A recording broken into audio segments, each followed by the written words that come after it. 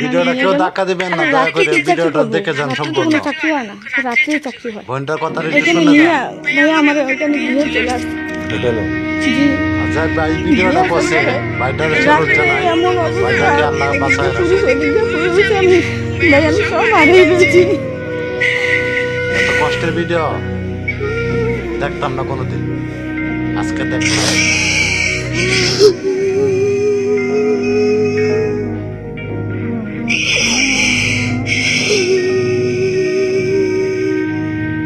তার জীবনে কতটুকু জ্বর বয়ে গেছে। এখান থেকে ভাইয়া আমি পুরো রাত আমি কোথায় ছিলাম, আমার কোনো দিশা ছিল না।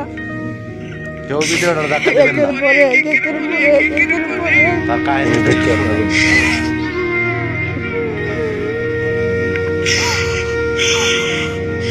আমি অসুস্থ হয়ে পড়েছি ভাইয়া।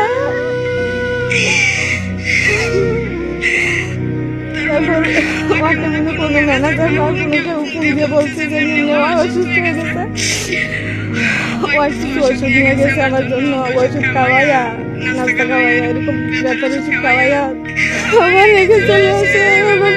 সকাল হয়ে গেল, সকালে নিয়ে আসছে আবার আমার কাগজ দিয়ে আবার নাস্তা খাওয়াইয়া ভাত খাওয়াইয়া আমার ঘুমাইতে দিচ্ছে।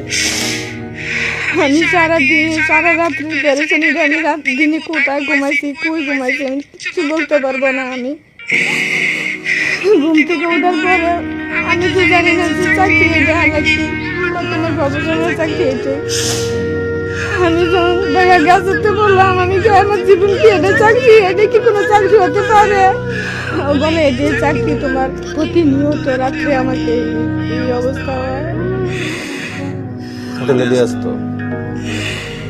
আমি তো নতুন ছিলাম, আমি দরজা লাগা রাখতাম, আর দরজা যদি একবার খুলতে পারতাম এক লোকে 5 জন 10 জন 7 জন 8 জন 10 জন ঢুকে দিত।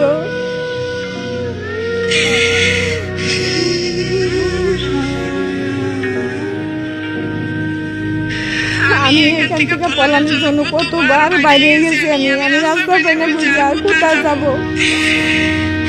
এভাবে কাঁদতে কাঁদতে আমার 6-7 মাস চলে গেছে। ওই রান্না করে, ওই খাওয়ায়, ওই কাপড় পাল্লায়, ওই কাপড় দিয়ে দেয়। এভাবে এভাবে যেতে যেতে যেতে যেতে আপনার সব সেবা সে করতেছে, রাত্রেবেলায় হোটেলে দিয়ে আসছে। ওই দিয়ে আসতেছে। আমি বাড়িতেও কথা বলতে পারি না, আমার আম্মু অনেক টেনশন করে, আমার আম্মার সাথে কথা বলতে দেয় না। এভাবে অনেকদিন প্রায় 1-2 বছর চলে যায় আমার জীবন থেকে। কিভাবে চলে যায় আমি নিজে বলতে পারি না। এই সময়ের মধ্যে আমি কোথায় ছিলাম, কি আছি, মানে আমার কোনো জানা ছিল না।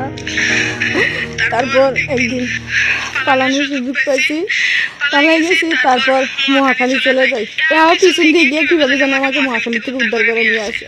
ওইখান থেকে আসতে মারতে মারতে মারতে মারতে আমাকে মিরপুর আনছে। আমার আর কোনো গান ছিল প্রমাণ রাখার জন্য আমাকে জ্বরে ধরে অনেক ছবি তুলছে, 30 দিয়ে ছবি তুলছে। তারপর আমি সুস্থ হওয়ার পরে বলতেছে তুই কলেজ যাবি, তুই কলেজ যাবি, কলেজ গেলে তোর এডি ভাইরাল করে দেবো, তাহলে এই ছবিগুলো ভাইরাল করে দেবো, তোর আত্মীয়-স্বজনের কাছে সব বলবো তুই নেগেটিভ কাজ করো, তুই তাহলে ব্যবসা করস। তারপর কি হলো? এভাবে চলতেছে, দিনে না রাতে হাই নিয়ে দিয়ে আসে, হাই নিয়ে চলে আসে। তারপর এরকম করতে করতে আমার অনেক দিন হয়ে যায়, প্রায় 3 বছরের মতো হয়ে যায়। বাড়িতে যাইতে দেয় না ভাই। আমি রাস্তা যদি চিন্তাম ওই সময় আবার পালানোর চিন্তা করতাম, তাহলে যাইয়াও সারতে পারি না, হ্যাঁ ধরে নিয়ে আসে আমারে।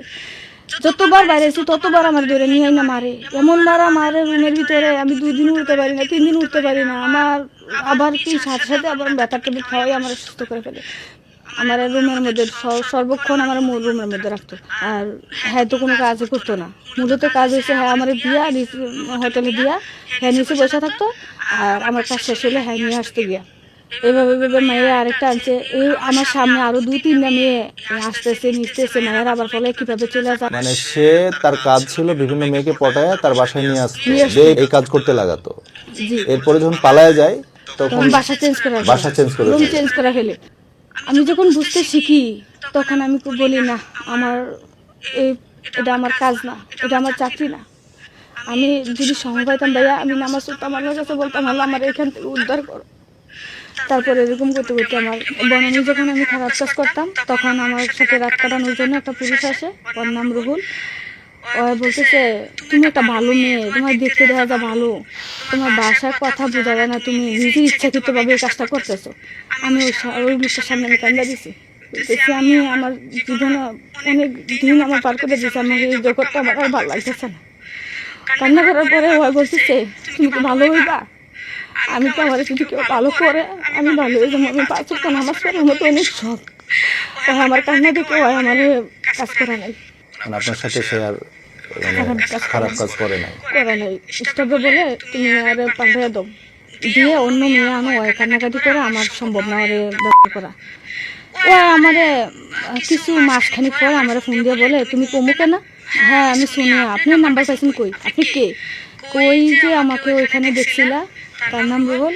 হ্যাঁ রুহুল ছেলেটা বললো তুমি এবার কাজ করো, মানে পুলিশের আশ্রয় নাও। তো হ্যাঁ স্বয়ং নিজে আইসা আমাকে পুলিশের আশ্রয় নেওয়া হলো।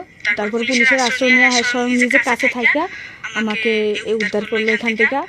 এরপরে জিটি করার পরে আর আমার ওই অতীতের যে পুরান যে দালাল নামে যে ছেলেটা ছিল, ওই ছেলেটা আর আমার কাছে নাই, আর ডিস্টার্ব করে নাই। ওখান থেকে মুক্তি ওখান থেকে পাইলেন। আমি মুক্তি, বাড়িতে চলে যাই। বাড়িতে যাওয়ার পরে হ্যাঁ রুহুল নামে ছেলেটা এটা হঠাৎ করে আবার একদিন ফোন দিল, বলতেছে যে শুনি তুমি কি ঢাকা আসো?